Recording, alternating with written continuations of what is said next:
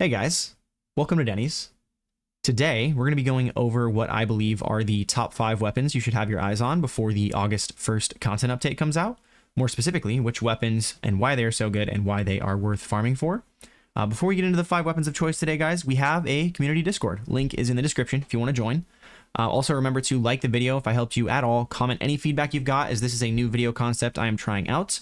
Don't forget to hit that subscribe button if you think that I have earned it. If not, next time I will. Definitely stay tuned to the channel. Remember, I'm also live every single day on Twitch. Link is in the description if you guys want to stop by and say hello. I really enjoy chatting with all of you guys every day. It's been really, really fun. But without further ado, let's get right into it. So don't forget to utilize the timestamps and the chapters throughout the video. And guys, this 5 weapon list is in no particular order. These are all weapons I think will excel within the new update and missions that they are going to be bringing out on August 1st. So starting off with weapon number 1, we are going to go with the Piercing Light Sniper Rifle. Starting off with this weapon, with the stats here, as you can see, it is one of the hardest hitting guns in the entire game. Therefore, the first shot crit and single shot damage of this sniper alone is worth farming it out. With a base crit rate of 40%, status effect trigger rate of 33.3, repeating of course, this gun is going to absolutely truck. Now let's get a more specific reasoning to have this gun. As you'll notice, it has a unique trait, right? On hitting a weak point, you have a set trigger rate of 50% to inflict what's called a dispel on the enemy, which literally does exactly what's in the name, removes or dispels any buffs that any bosses have. Now you'll notice that some bosses in the game get a giant buff after being in combat for a certain amount of time, or a certain part has been removed. That buff can be a massive damage reduction or a massive damage frenzy, a damage increase. In the future, who knows what kind of buffs they will give bosses, to be honest. With the upcoming content, I believe they will focus on this mechanic heavily, and I believe this sniper will literally want to be in every single player's kit for this reason, as it is the only weapon in the game that can actually remove debuffs, I believe. There's a few others I want to say, but this is the only heavy in the game that can. So hitting hard and also helping the team, right? It also looks extremely cool, guys. I mean, look at this thing. It's literally beautiful. The prettier the weapon, the more DPS automatically. Surely, right? I mean, maybe. Okay. Anyway, let's move on to the next weapon. So we're starting off with snipers. I promise not every weapon is going to be a sniper in this video, mainly because there isn't even 5 ultimate snipers in the game yet, but you get the point. This one's going to be the Afterglow Sword. So a lot of people have had their eyes on this weapon. This one's kind of a no-brainer as far as a boss melter. If we start off with the stats here, you can see an even better crit rate of 50% base, followed with the crit damage at 2 times on this sniper instead of the 1.2 on the Piercing Light. This thing, when it crits, obviously is going to hit very hard as well because of this. It has a nice 1.8x weak point base damage modifier, which is very good as well, but not as good as the Piercing Light's 2x. But let's get why this is going to be a must-have in the kit as well. Unique ability, right? Once again, as we can see, Nightmare Reaper makes so every time you hit a weak point with this sniper, you get a stacking buff called Death Propagation. Moral of the story on this one, you start stacking Massive Colossus commander damage just by hitting weak points. It has increased chance to crit as well as crit damage if the target is a Colossus or commander, so that's a plus. I don't really think this needs more explaining other than this is going to be a boss slayer, right? You can synergize this insanely with some of the mods available to heavy weapons and with some of the Descendants abilities and passives. Yes, I am looking at Sharon specifically.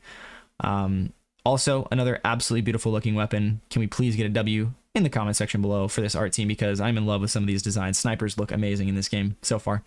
But on to the next weapon in the list. So this one is going to be an LMG, the Enduring Legacy. Let's get into why it's on the list. First up, with its stats here, as we can see, it's pretty much the Tamer with a bigger mag and a unique ability, right? So automatically a very, very good weapon. Now, its base crit rate is really good really decent at 20%, but the weak point damage on this thing is not even worth investing, in my opinion. It's 1x, right?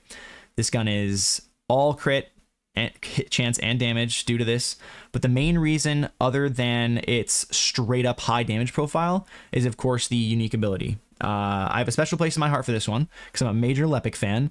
This is going to buff Lepic's damage massively if someone in the party is using this. Another weapon that is obviously going for team play, and what I believe a lot of the new content will be based around, which is team play.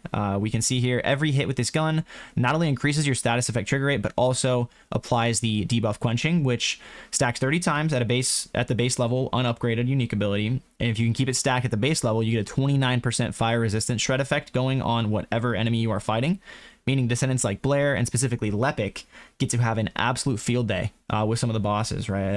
Already kind of going crazy on the bosses. Imagine if, you have this thing going into them, right? So I envision this gun being the perfect gun for probably Enzo to rock with like 3 Lepics or Blairs or whatever. You basically just shred any boss in team play, in my opinion, if there's any kind of DPS phase. Again, with the art, obviously these ultimate weapons do not look bad. It's actually quite nice looking. It's not too bulky, which is a plus. Obviously, this weapon has a terrible move speed attribute, but it's what you get with all of the LMGs. And I'm sure nuking a boss with fire skills with this thing will be worth it, worth being slow, right? But it's time for the penultimate weapon of choice. This is going to be the Python. A lot of people in the community are also talking about this weapon in the Afterglow. It is basically the perfect submachine gun. I'll stick with my Thunder Cage for Bunny because it just works really well with Bunny. But if I'm running literally, well, it works well with a lot of people, but if you're running literally any non-attribute descendants or toxic descendants, only Freyna, I believe, is toxic right now, this is going to be the go-to. As we can see, starting off with the stats, this is not a crit hit chance and damage focused weapon. It's got 5% base crit and 1.3x base crit damage, but check out the weak point base rate, 2x. Pumping weak point into this thing and using it with an infinite ammo Glay build has already proven to be pretty insane. I think going forward, this is just going to be the general rounds weapon of choice for Freyna and any non-attribute descendants, though, just because of how much damage it's going to put out, right?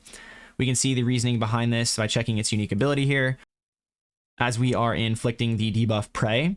And if you can keep this stacked up, you're getting a massive 74% non-attribute shred resistance debuff on any enemies, as well as a 27% toxic shred resistance debuff. So two pretty big debuffs. Obviously, the non-attribute's going to be better, but you get the idea. This is just at a base level, guys. Keep that in mind. No unique ability upgrades. You can see where I'm going with this. It's an extremely good choice for just straight up melting with a mixture of gun and abilities. Good for ad clearing and bosses alike. The only downside is the debuff only lasts for 1 second, so the fall off is pretty heavy once you have to reload or whatnot. That fall off is going to be massive, but it's a good weapon nonetheless. And then on to the last, but definitely not the least, the Perforator. I know that some people might be mad that I didn't include any other weapons, but guys, this is just 5 weapons I think that are pretty up there as far as getting before the new patch. But the Perforator, if you didn't already know, this is basically the shot for shot highest damage weapon in the game other than the heavy weapons, meaning you can kit this thing out, get it to crit for insane numbers. So let's take a look at the stats. So with a base crit rate of 20%, base crit damage rate of 2x, this is one of the highest for both of those numbers. So it scales with weak point quite well, as we have a weak point multiplier of 2.25x, which is very high as well. So as you can see, just insane potential. Now more onto why you will want this weapon, right? This weapon will be a massive DPS gain on any boss with a shield. The unique, more or less, kind of to summarize it, will basically just run through bosses or commander shields. It has a stun trigger when you fully deplete the shield. But back to some of the other reasons why it's on this list. Simply put, it just trucks, right? It's a extremely hard hitting special rounds weapon, so non-general rounds, which means you're not going to be using your general rounds. It's just a very good secondary weapon to have other than your general rounds. You'll one-shot pretty much all basic enemies, one-shot most of the higher defense mobs with a weak point hit, and it's a hand cannon. Who doesn't love just the sound of a hand cannon shot just wreaking havoc, right? It just has so much in its thump. Like, you know what I'm saying? But that pretty much wraps it up, guys. That pretty much wraps it up for the top 5 list. I really hope this video helped you guys figure out what weapons you want to farm before the new update hits. Maybe you guys have these, maybe you don't. I hope you can get all of them if you don't with decent luck, because they are incredibly good. Do not forget to like the video, guys. Join the Discord in the description. Comment down below. Subscribe. I'll see you guys in the next one. I'm out of here. Peace out. Goodbye.